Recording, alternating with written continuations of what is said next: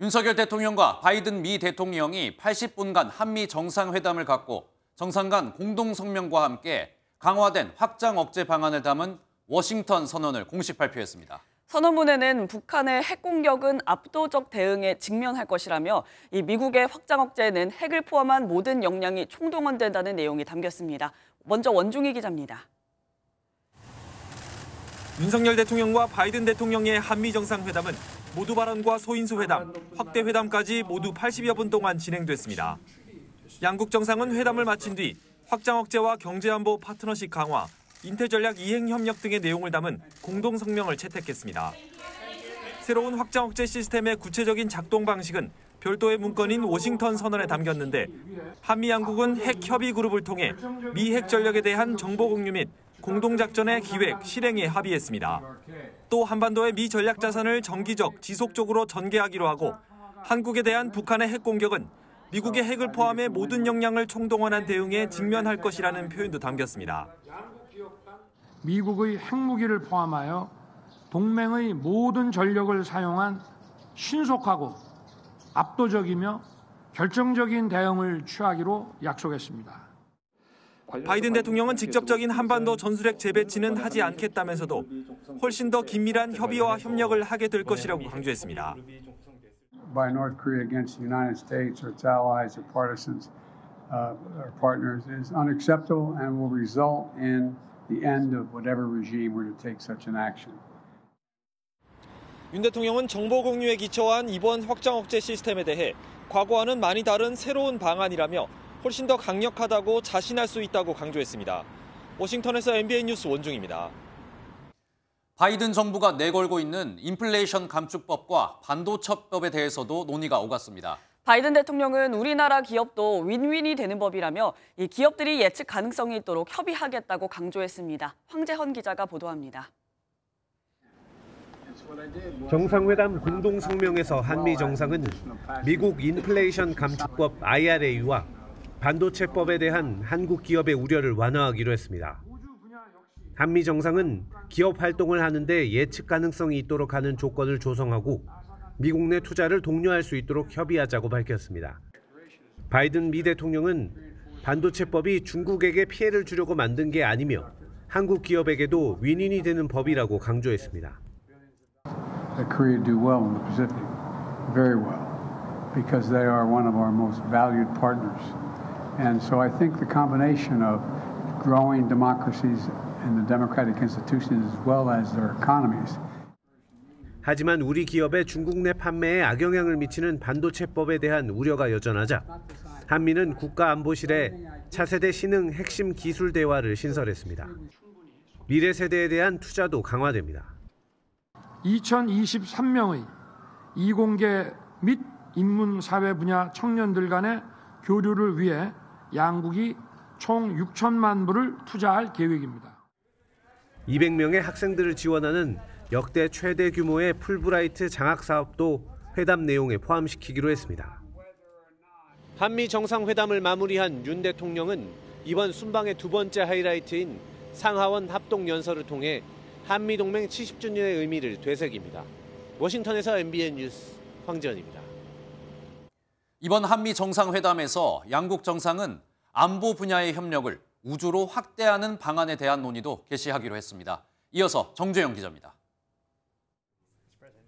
윤석열 대통령은 국빈 방미 이틀째인 25일 미국 항공우주국 나사의 고다드 연구센터를 찾았습니다. 해리스 미국 부통령이 안내를 맡은 가운데 양국은 한미 동맹을 우주 동맹으로 한 단계 도약시키는 데 합의했습니다. 특히 미국 주도의 유인 달 탐사 계획인 아르테미스 프로그램에 한국이 본격 참여하기로 했습니다. 이번 한미 정상회담에서 양국은 안보 분야 협력을 우주로 확대하는 방안에 대해 심도 있게 논의했습니다. 저와 바이든 대통령은 앞으로 한미 동맹이 사이버, 우주 영역으로 확장될 수 있도록 한미 상호 방위 조약을 사이버, 우주 공간에 적용하기 위한 논의도 개시하기로 했습니다. 양국 정상은 사이버 위협에 공동 대응하기 위해 전략적 사이버 안보 협력 프레임워크도 채택했습니다. 전략적 동맹의 견고함을 사이버 공간에서도 이어가자는 의지를 표명한 것으로 정보 공유, 수집, 분석과 관련된 협력을 심화해 나가기로 했습니다. 윤 대통령은 또 바이든 대통령이 우리나라의 우주항공청 신설을 환영했다며 우주항공청과 나사 간 협력을 적극 추진해 나가기로 했다고 강조했습니다. 한미 동맹을 한미 우주 동맹으로 발전시켜 나가자는 이번 합의를 통해 우리나라의 우주 진출과 우주 안보 전략 확보에 새로운 장이 열렸다는 평가가 나옵니다. MBN 뉴스 정주영입니다. 워싱턴 선언에 포함된 핵 협의 그룹 신설은 냉전 시기 나토의 핵 기획 그룹 탄생과 맥락이 비슷하다는 평가입니다. 실질적으로 북핵 도발을 억제할 수 있을 것이라는 기대와 함께 또 불안감을 완화시키는 상징적인 효과에 그칠 것이라는 평가가 동시에 나오고 있습니다. 노태현 기자입니다. 핵협의그룹 NCG 창설은 미국 핵자산의 기획과 실행 과정에 한국의 참여를 제도적으로 보장하도록 하는 시작점이 될 거란 평가입니다. NCG 창설은 냉전 시기 나토 핵 기획그룹 탄생과 맥락이 유사한데 바이든 행정부 고위 당국자는 핵협의그룹은 지금처럼 잠재적 외부 위협에 직면했던 냉전이 한창일 때 유럽의 동맹과 한 것을 여러 면에서 모델로 했다고 설명했습니다. 미국은 독일, 벨기에 등 나토 5개 회원국의 전술 핵무기를 배치 운영하고 있는데 공동 운영을 위해 핵기획그룹을 설치해 핵 정책기획을 주관하고 정례협의를 하고 있습니다. 이런 측면에서 이번 NCG 창설은 미국의 전술핵을 영내 배치한 나토식 핵공유보다는 약하지만 기존의 한미 확장 억제보다는 강력한 조치로 분석됩니다. 기존 확장 억제 전략 협의체는 문재인 정부 시절 사실상 가동이 중단된 데다 상시 가동이 아니라는 점에서 실효성에 의문이 제기되어 왔습니다. 일부 외신은 미국이 한국의 방어를 위해 핵자산을 사용할 수 있다는 약속을 한층 진전시킨 것을 높이 평가했습니다. 반면 일각에서는 불안감 완화 측면일 뿐 군사적 가치는 없다며 상징적 효과에 그칠 것이라고 보기도 했습니다. MBN 뉴스 노태현입니다. 이번 한미 정상회담에서 핵심 의제였던 북핵 대응을 위한 확장 억제 방안과 경제 안보 분야를 중심으로 한 자세한 내용 알아보겠습니다. 네, 워싱턴 특파원 연결합니다. 최종락 특파원. 네, 먼저 한반도 확장 억제 워싱턴 선언 의미를 어떻게 평가해야 될까요? 네, 그동안 한국이 미국의 북핵 위협에 대비한 확장 억제를 요구하면 미국은 이렇게 답을 해왔습니다. 북한이 핵 공격을 하면 바로 보복에 나설 것이고 한반도에는 주한미군 2만 8천 명이 있다. 믿어라, 이런 식이었습니다. 이번에는 워싱턴 선언 별도 합의를 통해서 한미 핵협의 그룹, 그러니까 NCG를 신설하고 한국과 주변에 핵무기를 발사할 수 있는 핵 잠수함과 같은 전략 자산을 정기적으로 배치하겠다는 겁니다. 정리를 해보면 미국은 한반도에 핵무기를 재배치하지 않는 대신에 북한이 핵 공격을 하면 핵 잠수함 등을 활용해 핵무기로 북한 정권을 괴멸시키겠다는 겁니다. 한국 내 핵무기 자체 보유 등의 여론을 잠재우고 이전보다는 확장 억제를 구체화하면서 진전시켰다는 평가가 나옵니다. 하지만 기지 안에 핵 자산을 배치해 곧바로 반격할 수 있는 나토식 핵 공유와는 다르고 결정도 미국 대통령에게 있어 북핵 공격에 대한 신속한 대응에 우려와 지적은 남아 있습니다. 이에 대해서는 다자 논의를 하는 나토보다는 한미 간의 양자 대응이 가능해 정상 간의 신속한 대응이 가능하다, 이런 반론도 있습니다.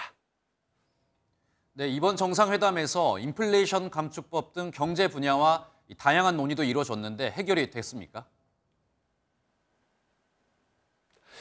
이 부분과 관련해서는 한미 정상회담 이후에 기자회견에서 아예 구체적인 질문이 나왔습니다. 이렇게 질문을 했는데요. 대중국 견제가 동맹인 한국에 피해를 주는 것 아니냐, 이렇게 물었습니다. 바이든 대통령의 답변 직접 들어보시겠습니다. It's not designed to hurt China, and it's generating significant economic growth in America and not hurting anybody. 바이든 대통령이 중국 견제에도 한국 피해도 아예 부인을 하고 오히려 한국에는 도움이 되고 있다고 강조했는데 이 부분도 들어보시겠습니다. Creating jobs in South Korea, not just with SK, but anyway, with Samsung and other industries. So I think it's a win-win. 이번에 합의된 내용에는 한미 양국의 경제 안보와 전략적 파트너십 강화, 인플레 감축법과 공급망 협력 강화가 담겼습니다. 하지만 한국산 전기차 보조금 제한과 반도체법 관련 1년 한시적 지원금 규제 면제 등과 관련해서는 구체적인 논의 이번에 끝난 것이 아닙니다. 계속 필요할 것으로 보입니다. 네, 그렇다면 워싱턴 선언 등 한미 정상회담에 대한 미국의 반응은 어떻습니까? 일단 한국의 핵개발 목소리를 막으려는 바이든 행정부의 고심이 반영됐다는 분위기입니다. CNN은 미 행정부 고위 당국자의 발언을 인용해 한반도 핵 배치를 상당히 피하고 싶어 했으며 최근 수개월 동안 한국을 안심시킬 방법을 찾는 데 미국이 애썼다 이렇게 밝혔습니다. 뉴욕타임스는 좀 분위기가 다릅니다. 확장 억제를 강조한 것은 북한의 핵무기 프로그램을 제어하기 위한 지난 30년 모든 노력이 결국 실패했다는 점을 시인한 셈이다. 이렇게 해석을 했습니다. 또 이것 워싱턴 정가와 언론에서는 윤석열 대통령의 국빈 방문 기간, 바이든 대통령의 재선 출마 선언에 관심이 컸는데요. 김정은을 3번이나 만난 트럼프와는 달리 바이든 대통령이 대북 성과가 없자 한미 정상회담을 통한 북한 핵 확장 억제 강화로 트럼프 견제를 시작했다. 이런 평가가 나오기도 합니다. 지금까지 워싱턴에서 전해드렸습니다. 한미 정상회담 후 윤석열 대통령과 바이든 미국 대통령은 공동 기자회견을 열고 북핵 위협에 대한 확장 억제, 그리고 경제 안보 분야의 전략적 파트너십 강화 등을 명시했습니다. 고정수 기자가 키워드로 정리해봤습니다. 윤석열 대통령과 조 바이든 미국 대통령은 북한의 핵 미사일 위협을 두고 양국 간 확장 억제를 획기적으로 강화하기로 뜻을 모았습니다. 한미 양국은 새로운 확장 억제 시스템을 구체적으로 작동시키기 위해 핵 협의 그룹을 창설하기로 했습니다. That includes the nuclear threat and the nuclear deterrent. They're particularly important in the face of DPRK's increased threats and a blatant violation of U.S. sanctions. 경제 안보 분야에선 양국 간 쟁점인 반도체와 배터리는 물론이고 우주 연구까지 포함하는 등의 첨단 기술 교류와 협력을 촉진하기로 했습니다. 우리는 미국의 인플레이션 감축법과 반도체 과학법이 첨단 기술 분야에서 양국 간 공급망 협력을 더욱 강화시켜 나아갈 수 있도록 긴밀한 협의와 조율을 해 나가기로 했습니다.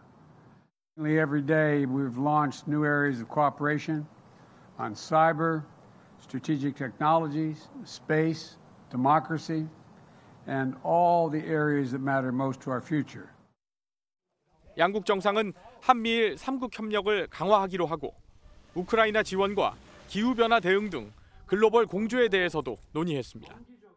바이든 대통령은 특히 한일 관계 정상화를 위한 우리 정부 조치를 강력히 지지했으며 우리 두 정상은 한미일 3국 협력 강화를 위한 노력을 지속하기로 했습니다.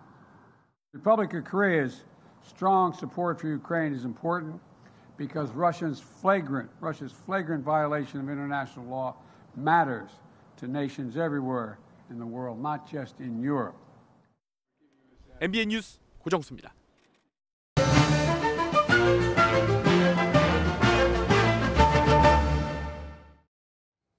네, 지금부터는 한미 정상회담 관련해서 내용을 자세히 짚어보도록 하겠습니다.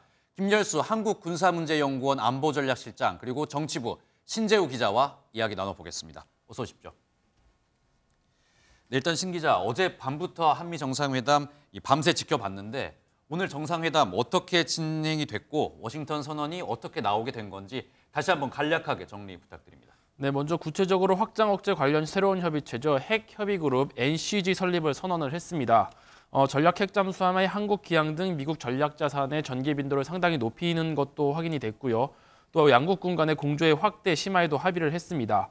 이와 함께 한미 두 정상은 한미 3국 협력 강화를 위한 노력을 지속하기로 했습니다. 또 재밌게 볼 수 있는 부분이 이제 윤 대통령이 핵 확산 금지 조약이죠. NPT상 의무에 대한 한국의 오랜 공약을 재확인하는 점도 눈여겨볼 만합니다. 네. 즉 이제 자체 핵무장은 사실상 하지 않는 쪽으로 가닥이 잡혔다 이렇게 볼 수 있겠는데요. 한마디로 요약해 보자면은 동맹 70주년을 맞아 상호 방위 협력 수준을 최상위 무기인 핵까지 확장하는 게 핵심인데요. 이제는 핵 우산이 아니라 핵 방패로 봐도 무방할 정도입니다. 네, 알겠습니다. 김 실장님, 일단 저희가 정상회담 포함해서 환영식도 보고 일단 공식 행사들 몇 가지를 봤는데 굉장히 최고 수준의 예우를 갖춰서 행사가 진행이 된 것 같습니다. 이렇게 보면 미국 쪽에도 이게 큰 의미가 있는 행사라고 저희가 볼 수도 있겠죠. 그렇죠. 지금 우리 대통령께서 방문하시는데 뭐 정상 간에는 늘 방문이 있죠. 예. 방문이 있는데 그게 이제 격이 이제 차이가 있습니다. 그러니까 우리 대통령께서 가신 것은 지금 보면 국빈 방문이잖아요. 국빈 방문도 있고 그다음에 공식 방문도 있고 실무 방문도 있는데 지금 말씀하신 대로 최고의 예우를 갖추는 프로토콜을 최고로 이제 갖춰서 상대방 정상을 초청하는 것이 국빈 방문이거든요. 그런 차원에서 굉장히 큰 의미가 있다라고 보고요. 그리고 이제 특히 이번 같은 경우에는 한미 동맹 70주년이잖아요. 올해가. 그러면 70년을 평가하고 다가올 이제 70년에 어떻게 우리가 대응해 나갈 것인가 거기에 대한 게 있었기 때문에 그렇다라고 보고 또 하나 좀 관심을 가져야 될 것은 지금 전체적으로 보면 북한의 핵 미사일 위협이 아주 고도화되어 있지 않습니까? 그렇습니다. 거기에 따라서 국민들이 굉장히 이제 불안해하고 있거든요. 그것뿐만이 아니고 지금 한미 간에 특히 이제 경제 동맹, 기술 동맹을 많이 얘기하고 있는데 그 중에서도 이제 반도체법이라든지 미국의 IRA법, 그러니까 인플레이션법이 우리한테 영향을 미치는 전기 자동차하고 배터리 분야에 여러 가지 또 논의해야 될 문제들이 있단 말이죠. 그러니까 안보 분야, 경제 분야, 또 미래 분야 이런 데 대해서 논의할 분야가 있는데 이건 한미동맹 70주년을 맞이해서 또 다른 70주년을 대비한다는 차원에서 굉장히 의미를 갖고 미국에서도 아주 신경을 써서 우리나라 대통령을 초청해서 이런 문제를 상의하고 있는 것으로 알고 있습니다. 네, 그 이야기도 잠시 후에 다시 나눠보도록 하겠습니다. 이번 정상회담의 핵심은 워싱턴 회담이 아닐까 싶습니다. 양국이 협의한 주요 내용 어떤 것들이 있는지 자세히 좀 알려주세요. 네, 방금 말씀드렸듯이 이제 NCG 협의가 있고 이제 양국군의 공조 확대 심화 그리고 이제 한미일 간의 협의도 좀 더 이제 늘리겠다는 것이 핵심인데요. 이제 가장 중요한 것은 이제 한보 쪽 핵심이 이제 한미 간 핵 협의 그룹 NCG 같은 건데 이제 이거에 대한 개념이 이제 문제입니다. 이제 양 정상은 이제 NCG 신설 배경에 대해서 확장 억제를 강화하고 핵 및 전략 기획을 토의하며 비확산 체제에 대한 북한의 위협을 관리하기 위한 것이라고 설명을 했습니다. 아시다시피 이제 신설되는 NCG를 통해서 지난해 11월이었죠. 한미 안보 협의회에서 합의한 확장 억제의 정보 공유, 협의 절차, 공동 기획, 공동 실행에 대한 구체적인 방안들이 이제 NCG를 통해서 마련될 것으로 보입니다. 이제 한반도 유사시에 한국도 미국의 핵 자산 운용의 논의에 참여할 수 있기 때문에 이런 합의가 도출될 수 있었다 이렇게 볼 수 있을 것 같습니다. 방금 말씀해 주신 것처럼 가장 중요한 게 이 NCG인 것 같은데 이 개념 간략하게 좀 다시 한번 짚어주실 수 있을까요? 네, NCG는 이제 한마디로 한반도 유사시에 한국이 미국의 핵 자산 운용에 참여할 수 있다 이렇게 보시면 될 것 같습니다. 그렇군요. 또 NCG가 이번 정상회담의 핵심 주제였던 만큼 관련된 내용 가장 많았던 것 같은데 김 실장님 먼저 총평을 좀 해주신다면요. 예, 지금 이제 북한의 핵 미사일 위협은 굉장히 고도화되고 있잖아요. 네. 굉장히 고도화되고 있는데 과연 미국의 확장 억제력이 이것을 이제 담보할 수 있을 건가? 거기에 대한 이제 국민들의 불안감이 있는 거잖아요. 그러다 보니까 이제 최근에도 계속 여론조사를 통해서 발표되고 있지만 여론조사 결과를 보면 자체 핵무장을 해야 된다라고 하는 그런 이제 여론들이 굉장히 높아져 있단 말이죠. 그러면 이 문제를 어떻게 할 거냐. 그래서 그것을 이제 양국 정상이 만나서 그러면은 자체 핵무장을 용인해 줄 것이냐. 그렇지 않으면 확장 억제력이 제대로 담보될 수 있도록 또 다른 뭔가가 필요할 것이냐. 이 문제에 대해서 논의했다라고 보고요. 그런 차원에서 보면 우리 신종훈 기자님께서 말씀하신 것처럼 정말 그 나토와 비슷한 그런 MPG와 비슷한 NCG 그룹을 만들어 가지고 여기서 핵 기획, 그러니까 그 관련된 정보를 공유하고 기획하고 계획하고 운영과 관한 것을 논의할 수 있도록 그렇게 함으로써 한국 국민들이 좀 불안해하고 있는 것을 많이 좀 완화시킬 수 있는 그런 내용들이 포함이 좀 됐다 이렇게 볼 수가 있죠.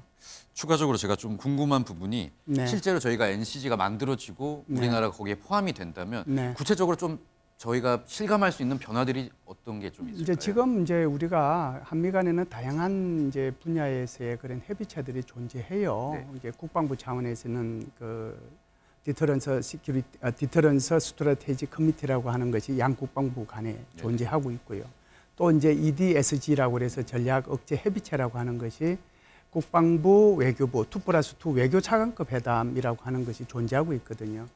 그러면은 이제 그 위에 상위의 문제는 없잖아요. 그러니까 실무자 차원에서 또는 차관급 차원에서만 이런 문제가 논의가 되고 있는데 이걸 정상간 차원으로 이걸 이제 좀 올려서 그러면은 이 문제를 논의해 보자라고 하는 것이 NCG라고 볼 수 있고요.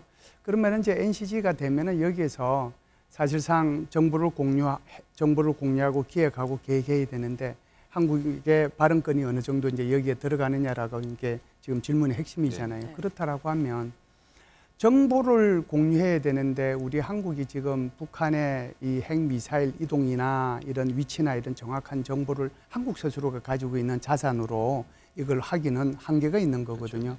한국이 이제 올해 12월 달에 정찰 자산을 이제 발사하도록 계획이 돼 있고 내년에는 4기가 발사가 돼서 내년까지 총 5기가 운영이 될 텐데 그렇게 되면 조금은 나아질 수 있지만 지금 현재는 우리가 가지고 있는 게 없단 말이죠. 그렇다고 하면 이런 전략 자산은 전부 다 미국에 지금 의존하고 있는 거거든요. 그러면 정보를 얻지 않으면 우리가 어떻게 여기에서 이 지금 북한의 핵미사일 위협이 급하니까 이 문제에 대해서 빨리 우리가 대응을 해야 된다고 얘기할 수 있는 게 아니잖아요. 늘 수동적으로 따라갈 수밖에 없단 말이죠. 그런데 핵에 대한 이런 정보 공유를 하게 되면 우리의 전문가들이 미국보다 우리 문제이기 때문에 훨씬 더 적극적으로 지금 이 부분에 대해서 빨리 협의를 해야 된다. 그리고 전략 자산을 전개해야 된다. 이런 얘기를 할 수 있거든요. 그러니까 이게 정보 공유가 그래서 중요한 거고 그렇다고 하면은 북한이 우리한테 이렇게 가할 수 있는 여러 가지 핵 시나리오들이 있을 거 아니에요. 그러면 이 핵 시나리오별로 어떻게 우리가 대응해야 될 건가 여기에 대해서 기획하고 계획하고 그리고 훈련하는 문제를 포함해가지고 실행력을 제고시킬 수 있는 전략 자산을 어떤 식으로 전개시키고 이런 문제에 대해서 한국의 발언권이 과거보다도 훨씬 더 세게 침투할 수가 있는 거죠. 그렇군요. 또 NCG가요, 이 나토식 핵 공유와는 계속 비교가 되고 있습니다. 어떤 점이 좀 유사하고 또 어떤 점이 다르다 볼 수 있을까요? 예, 나토식 이제 핵 공유라고 하는 것은 아까도 이제 보도에서 나갔습니다만은 이제 이 냉전이 절정기에 있을 때 이제 나토에서 NPG를 도입을 했거든요. 핵기획 그룹이란 말이죠. 그러니까 그 당시에 그 소련에서 이 중거리 미사일을 과거에 동유럽에 이제 배치를 하니까 여기에 대해서 이제 서유럽이 이제 굉장히 그 불안감을 많이 느낀 거죠. 그러다 보니까 서유럽에도 미국의 이런 그 중거리 핵무기를 배치한과 동시에 그러면은 이 문제에 대해서 어떻게 우리가 계획하고 대응할 것이냐 이렇게 해서 창설된 게 이제 NPG란 말이죠. 네. 그러면은 지금 한국의 이런 우리 한반도를 보면 북한의 지금 핵미사일 위협이 굉장히 고도화되어 있지 않습니까? 그러면 여기에 대해서 정말 아주 높은 수준에서 그러니까 국방부 장관급 이상의 정상들 간에 이 문제를 어떻게 좀 얘기했으면 좋겠는가. 그러니까 이제 새로 생긴 게 NCG라고 볼 수 있고요. 그래서 창설 배경이 비슷하다라고 보는 거고요. 그리고 여기서 이제 기획하고 계획하고 한다는 그런 차원에서 보면은 NPG나 NCG나 서로 비슷하다라고 볼 수 있죠. 그럼에도 불구하고 차이 나는 점은요. 네. NPG 같은 경우에는 지금 유럽에 독일, 그다음에 이태리, 뚜르키예, 벨기에, 네덜란드 이 5나라의 6기지에 미국의 탄약대대가 각각 운용하는 150기 규모의 전술 핵무기가 배치되어 있거든요. 그래서 거기는 배치되어 있는 상태에서 NPG가 있다는 거고 한국은 미국의 전술 핵무기가 배치되어 있지 않은 상태에서 NCG가 운용된다는 점에서 차이가 있고요. 네. 두 번째는 이제 이런 그 북한이 만일 핵 공격을 하면 정상 간에 전화 통화를 하도록 돼 있잖아요. 네.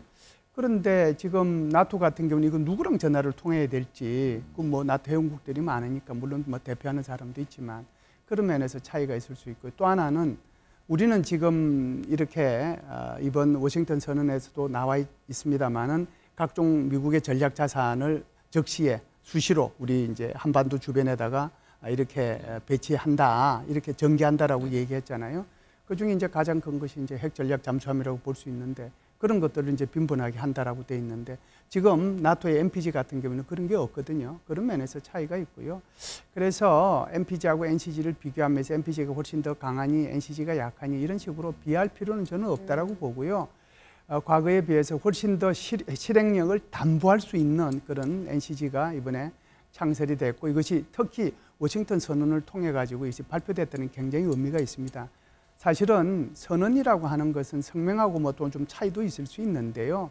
공동 성명은 뭐 사실상 정상회담을 하고 난 그 내용 정리한 것이 공동 성명이잖아요. 차관급에서도 뭐 공동 성명이 나올 수도 있고 실무급에서도 공동 성명이 나올 수 있어요. 그런데 선언이라고 하는 것은 정상들 간에 하는 거고 그것이 대내외에 발표하는 거기 때문에 특정 국가뿐만 아니라 전 세계에 이 문제를 얘기하는 거거든요.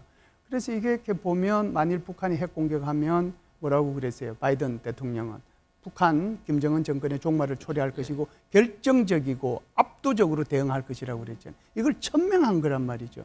그러니까 굳이 NPG하고 NCG를 구분함에 있어서 오히려 NCG가 훨씬 더 실행력을 담보할 수 있다. 그런 차원에서 믿고 이번 정상회담을 바라봤으면 좋겠다는 생각이 들어요. 네. 그런데 또 기자들 질의응답을 보면은요, NCG가 한국의 목소리를 잘 반영할 수 있겠냐, 이 실효성에 대한 또 의문을 또 지적하는 경우도 있었거든요. 어떻게 생각하세요? 네, 기자들이 특히 이런 질문에 좀 집중을 한 경향이 있었는데요. 네. 실제로 두 가지 의견이 이제 공존하는 게 사실인 것 같습니다. 첫 번째, 이제 전에는 이런 협의체가 없었다. NCG를 통해서 미국 핵 운용 결정권에 한국이 실질적으로 참여할 수 있게 된 셈이다. 따라서 이제 NCG 창설이 북한에 미국의 핵무기가 실제로 사용될 수 있다는 경고성 메시지를 줄 수 있다. 이렇게 긍정적으로 보는 측면이 하나가 있고요. 또 하나는 상설 협의체를 만들었다는 것만으로도 실질적인 변화로 보긴 어렵다. 전술핵 배치라는 눈에 보이는 안전판이 존재하지 않기 때문에 한국인의 안보 불안을 불식하기엔 좀 한계가 있다. 이렇게 비관적으로 보는 입장이 있습니다. 결국 새 협의체 운영 과정에서 얼마나 실효성이 담보되느냐가 문제일 텐데요. 일단 이 질문에 대해서 양국 정상들은 미국의 핵 자산에 관한 정보와 기획에 대한 논의가 있는 만큼 충분히 확장 억제가 가능할 것이다. 이렇게 보고 있습니다. 네, 그런데 추가적으로 이 실효성에 대해서 우리나라 정부의 어떤 브리핑이나 추가적인 어떤 반응도 있었습니까? 네, 아직 이 실효성에 대한 정확한 브리핑은 없었고요. 이제 이 끝나고 나서 이 전체적인 한미 정상회담에 대한 총평을 보도자료 40페이지에 걸친 보도자료를 통해서 기자들에게 이제 뿌렸습니다. 이른바. 여기에 대해서 어떻게 나왔냐면은 이제 한미 정상 간 세계 평화와 번영에 기여하는 정의로운 한미 동맹 비전에 대한 확고한 공감대를 구축했다. 이렇게 자평을 했습니다. 또 한미 동맹이 지난 70년간 축적해온 역사적 성취를 함께 축하하고 미래 동맹 발전 방향에 대해 심도 깊은 이견 교환이 했다. 이렇게 얘기도 나왔습니다. 네, 김 실장님. 그런데 네. 저희가 아무래도 NCG 가장 중요하다 보니까 계속 질문을 드릴 수밖에 없을 것 같은데요. 네, 네. 그런데 이 일각에서는 벌써부터 우리나라가 이 전략적 핵 보유를 포기한 거 아니냐, NCG에 가입함으로써 이렇게 벌써 비판하는 목소리도 나오는 것 같습니다. 이런 부분은 좀 어떻습니까? 네, 뭐 충분히 비판할 수 있다라고 보는데요. 뭐 선언이라고 하는 것이 아주 세부적인 내용으로 나오는 건 아니잖아요. 네네. 예를 들면 이제 우리가 아주 실무자 차원에서는 구체적인 내용들이 나오지만 대통령 차원에서는 굉장히 브로드하게 포괄적인 내용으로 나오는데 그 내용을 읽어보면 한국은 NPT를 준수한다라고 하는 것이 핵심이잖아요. 그럼 NPT가 뭐예요? 비확산 체제거든요. 그렇죠. 그 비확산이라고 하는 것은 핵무기 안 만든다는 거예요. 그러니까 지금 현재 공식적으로 핵무기를 보유하도록 돼 있는 5개국 외에는 다른 나라는 핵무기를 가져서는 안 된다라고 하는 것이 NPT의 핵심이거든요. 그렇다라고 하면 한국이 NPT 체제를 과거에 그랬듯이 앞으로도 준수해 나갈 것이라는 의미는 우리는 핵무기를 안 만들겠다라고 하는 거거든요. 그러면은 대신에 핵무기를 안 만드는 대신에 우리는 뭘 담보받을 것이냐. 그것이 핵심이잖아요.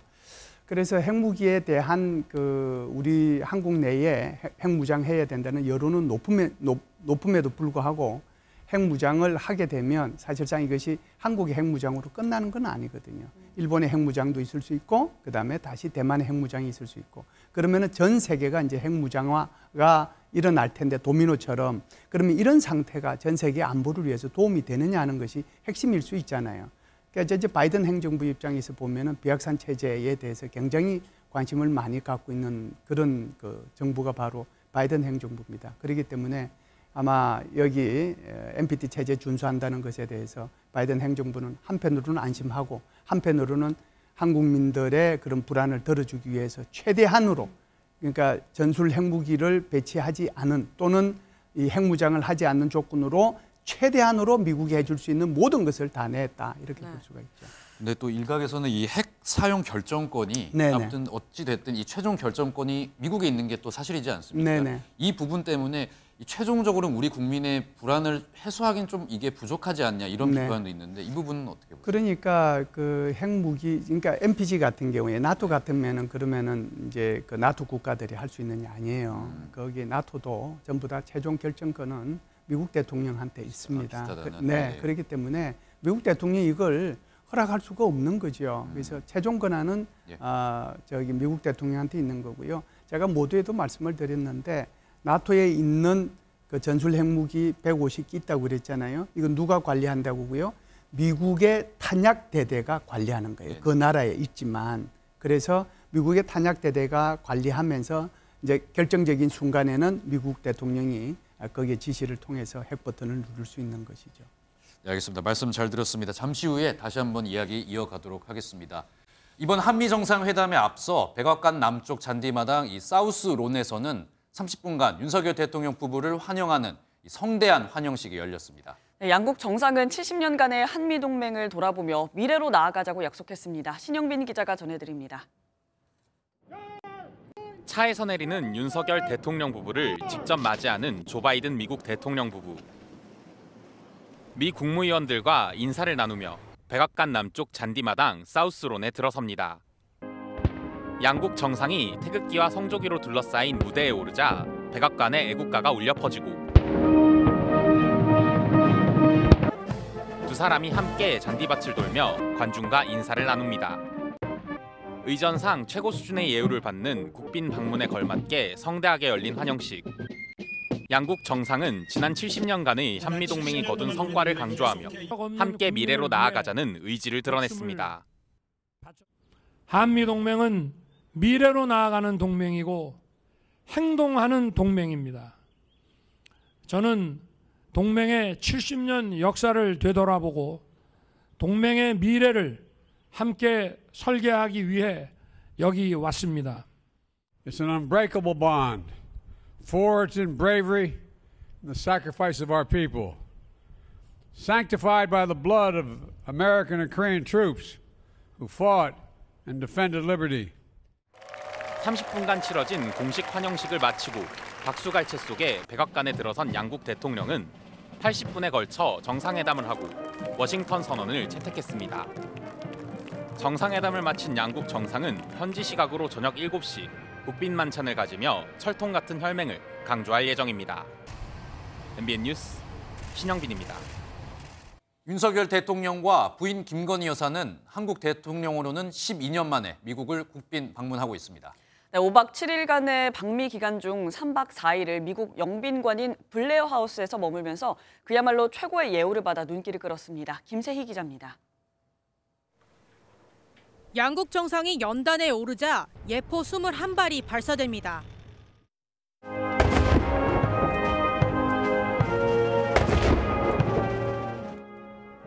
우리나라 대통령이 미국을 국빈 방문한 것은 지난 2011년 이명박 전 대통령 이후 12년 만입니다.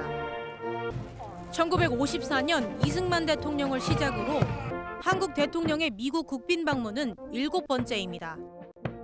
조 바이든 정부에서 에마뉘엘 마크롱 프랑스 대통령 방문 이후로는 2번째, 아시아 태평양 지역의 정상 중에서는 처음입니다. 국빈 방문은 외국 정상의 방문 형식 가운데 최고 수준. 정상회담 외에도 공식 환영 환송식, 국빈 만찬이 진행되고 숙소로는 공식 영빈관인 블레어 하우스가 마련됩니다. 윤 대통령은 블레어 하우스에서 3박 4일 동안 머무릅니다. 우리나라 대통령으로는 1965년 박정희 대통령이 처음 이용했고 이명박 전 대통령과 박근혜 전 대통령도 묵었습니다.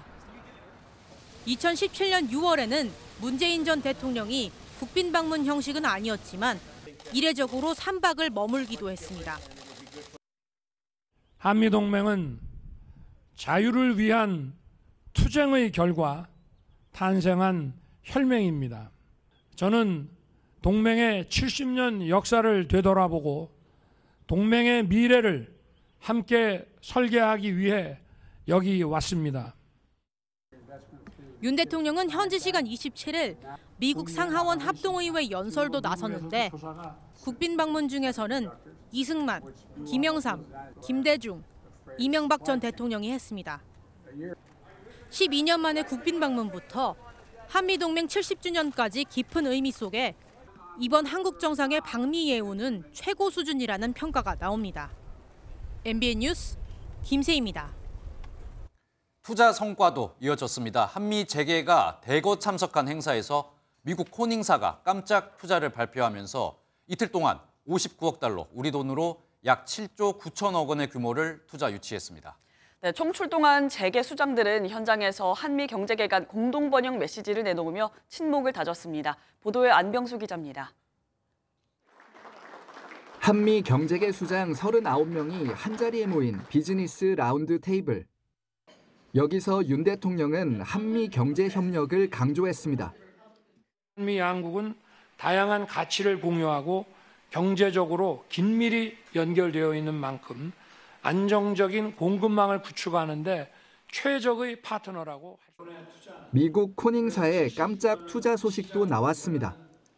웬델 윅스 코닝 회장은 향후 5년간 한국에 15억 달러를 추가 투자하겠다고 말한 것으로 전해졌습니다. 투자 신고식에 6개사에 19억 불, 코닝사에서 발표한 15억 불까지 하면은 총 59억 불. 윤 대통령의 세일즈 외교에 경제 사절단으로 동행한 주요 한국 기업 총수들도 미국 기업인들과 협력 강화 방안을 논의했습니다. 이재용 삼성전자 회장은 한미 양국의 비즈니스 파트너들이 미래 70년의 공동 번영을 위해 노력해야 한다고 언급한 것으로 알려졌습니다. 전기차 톱3를 선언한 정의선 현대차그룹 회장도 전기차 전용 공장 등을 통해 미국 정부의 친환경 정책에 부응하고 있다면서 수소 연료전지 트랙터 공급도 추진하고 있다고 밝혔습니다. MBN 뉴스 안병수입니다. 네, 이어서 지금 전문가분들과 함께 다시 한번 깊은 이야기 나눠보도록 하겠습니다. 일단 신재호 기자, 일단 이번 정상회담에서 우리나라 우크라이나 무기 지원이 굉장히 많은 논란이 있었지 않습니까? 이번 정상회담에서도 결국 논의가 됐습니다. 네, 사실 당초 우크라이나 지원 방안이 정상회담 의제로 올라올지는 사실 굉장히 불투명했습니다. 그런데 우리 시각으로 어제죠. 존 커비 백악관 NSC 전략소통조정관이 기자들을 만나러 왔습니다. 이 자리에서 존 조정관은 이번 국빈 방문을 통해 우크라이나 전쟁이 양국 정상 간에 분명히 토론된다는 점이라고 밝혔습니다. 처음으로 명시적으로 얘기가 나온 건데요. 이후에 바이든 대통령이 윤 대통령 환영사와 소인수 회담에서 우크라이나 사태를 언급했었습니다. 그러다 보니까 이제 회담에서 우크라이나 사태가 의제로 상정된다는 건 기정사실화됐었죠. 그래서 결국 회담 이후에 두 정상은 러시아의 우크라이나 침공과 같이 무고한 인명피해를 야기하는 이런 무력 사용은 어떤 경우에도 정당화할 수 없다는 공동 성명을 냈습니다. 이런 것들을 이제 국제사회와 함께 우크라이나를 지원하기 위한 협력을 지속해 나가기로 했다. 이런 것도 덧붙였는데요. 네. 다만 우리가 관심을 모았던 사실상 무기를 직접 지원하냐 아니냐는 직접 명시되진 않았습니다. 그러면 김 실장님은 논의가 좀 충분히 이루어졌다 이렇게 보십니까? 예, 이런 것은 논의가 되더라도 공동으로 발표는 하지 않는데요. 네. 우리 대통령께서 우크라이나에 무기 지원하는 것은 다른 차원에서 좀 접근해 볼 필요는 있다라고 봐요. 왜 그러냐면 지금 북한이 러시아에 대해서 무기를 지원해 주지 않습니까? 그리고 이제 3월 31일 같은 경우에는 존 커비 미 국무부 전략소통조정관 같은 경우에는 24종류의 탄약과 무기가 지원되고 있다라고 얘기를 했는데요. 최근에 지금 러시아의 정부 지원해 주는 그런 신문사에서 발표한 게 있는데 뭐냐면 5월 달에 북한군 10,000에서 15,000명 정도가 자신들의 무기를 가지고 동부 돈바스 지역으로 배치될 가능성이 있고 전체 규모는 한 5만 명 정도 될 거다라고 했거든요. 그 대통령께서는 이걸 다 알고 계신단 말이죠. 전략 정보를 통해서. 그래서 러시아가 이런 행동이 일어나지 않도록 또는 북한이 일어나지 않도록 그런 차원에서 러시아에 대해서 우크라이나 지원을 해줄 수 있다라고 얘기를 했고요. 그래서 이제 아마 이번에 대통령께서도 여기 한미 정상회담을 할 때 이런 부분들도 좀 논의가 되지 않았을까 이런 생각을 해요. 그러면서 굉장히 포괄적으로 말씀을 하셨죠. 네. 그래서 이것이 무슨 이 대량 학살 문제가 있거나 또는 전쟁법에 반하는 그런 행동이 있을 경우에는 뭐 고려하겠다. 그리고 때가 되면 고려하겠다라고 했기 때문에 그 세부적인 내용은 발표가 안 됩니다. 네. 내용은 뭐 충분히 논의했다라고 봐요, 저는. 네, 알겠습니다. 그리고 경제 분야 관련해서 질문 하나 저희가 또 네네. 드려보려고 하는데 일단 인플레이션 감축법하고 반도체법 관련해서 네네. 우리나라 기업들이 지금 불안해하고 있다. 네. 이런 부분에 질문을 했어요. 네. 여기에 대해서 긴밀한 협의와 조율을 해나가기로 했다. 네. 양국 정상이 일단 이렇게 답을 했는데 어느 정도 저희가 좀 믿어도 될까요? 네, 양국 정상은 그렇게밖에 할 수 없었고요. 오히려 이제 이 IRA법하고 반도체법은 대통령께서 미국으로 가시기 전에 이미 그 속에 우리 한국의 의지가 많이 반영이 돼 있기 때문에 의제에서 특별히 뭐 더 이상 할 얘기가 없다. 이 정도로 얘기를 했거든요. 그래서 의제에서 빠질 줄 알았는데 오히려 의제에 포함이 돼서 이 문제를 계속해서 더 논의하기로 했다라고 하는 것은 일정 부분 성과가 있다라고 저는 봐요. 그래서 특히 이제 반도체법 같은 경우에는 우리한테 인센티브도 있지만 그에 못지않은 가드레일을 통해 가지고 독소 조항들이 있거든요. 그 독소 조항들을 계속해서 향후에도 그래도 한두 달 정도 남았습니다. 발표하고 난 뒤에 60일 이내에 이걸 뭐 다 이제 마무리하도록 했기 때문에 그 기간 동안에 사실상 우리 한국 기업들이 고민하고 있는 분야가 최대한 반영이 될 수 있도록 그래서 한미가 윈윈 될 수 있도록 아까 바이든 대통령이 얘기했죠. 그렇게 해서 이 문제를 좀 조정해 나가겠다라고 얘기한 것은 아주 잘한 거고요. 두 번째는 이제 IRA법 같은 경우에는 전기 자동차하고 배터리잖아요. 배터리는 제가 볼 때는 당분간은 대박이 날 거고요. 굉장히 이제 한국한테 유리하죠. 그래서 한국의 의지가 굉장히 많이 반영이 사전에 됐고요. 이제 전기 자동차 같은 경우에는 어차피 이제 한계는 있을 수 있는데 그럼에도 불구하고 상업용 전기 자동차인 경우 리스를 하는 경우에 굉장히 뭐 그거 미국에서는 많거든요. 그런 것들을 통해서 우리 그래도 한국 기업들한테 숨통을 터줬다 이렇게 볼 수 있거든요. 그럼에도 불구하고 한국 기업들한테 조금 더 혜택이 돌아갈 수 있도록 그래서 한미가 공동으로 윈윈할 수 있도록 그런 것을 계속해서 조정해 나가겠다라고 하는 것을 정상 차원에서 얘기했다는 그 자체가 굉장히 의미가 있죠. 네, 그럼 마지막으로 알겠습니다. 앞으로의 일정 또 어떨 건지 정리하면서 맞춰볼게요. 네, 좀 있으면 또 다른 이번 국빈 방문의 하이라이트죠. 이제 국빈 만찬이 진행됩니다. 네. 그리고 이제 현재 시각 기준으로 4월 27일 목요일 미국 상하원 합동의회 연설을 통해서 윤 대통령이 자유민주주의 가치를 설명하고 해리스 부통령 내외와 블링컨 국무장관이 주최하는 국빈 만찬에 참석합니다. 이후 장소를 옮겨서 미국 군 수뇌부의 국제 정세 브리핑도 들을 예정이고요. 워싱턴 방문을 마친 후 27일 늦은 시간 보스턴으로 이동해서 MIT에서 석학과의 대화를 마친 이후에 하버드로 이동해 이제 케네디 스쿨에서 정책 연설을 할 예정입니다. 그리고 현재 시간 29일 한국으로 돌아오는 비행기를 탈 예정입니다. 네, 두 분 말씀 잘 들었습니다. 네. 오늘은 크게 벌어지는 일교차에 대비를 잘해 주셔야겠습니다. 현재 전국 대부분 지역이 어제 아침보다 쌀쌀하게 출발하고 있고요. 일부 내륙은 영하권으로 떨어지면서 서리가 내리고 물이 어는 곳이 있겠습니다. 그래도 낮부터는 따뜻한 남서풍이 불어들면서 어제보다 기온이 크게 오르겠는데요. 서울 20도, 김천은 무려 24도까지 오르면서 아침과 낮의 기온차가 많게는 20도 이상 벌어지겠습니다. 밤사이 기온이 크게 떨어지다 보니 현재 곳곳으로 짙은 안개가 만들어진 곳이 많습니다. 특히 중부와 전북 내륙을 중심으로 가시거리가 200m 안팎까지 좁혀지면서 시야 확보가 어렵습니다. 출근길 교통안전에 각별히 주의하셔야겠습니다. 낮부터는 안개가 걷히고 맑은 하늘 드러나겠고요. 오늘 오후부터 강원 영동 지역은 바람이 매우 강하게 불겠습니다. 이 시각 현재 기온 보겠습니다. 서울 5.8도, 안동은 2.8도로 어제 아침보다 2도에서 7도가량 낮게 출발하고 있고요. 낮 기온은 대전 22도, 대구 23도, 광주는 24도까지 오르면서 어제보다 3도에서 9도가량 높겠습니다. 내일 밤 제주와 전남 해안을 시작으로 모레는 전국에서 비가 내리겠습니다. 날씨였습니다.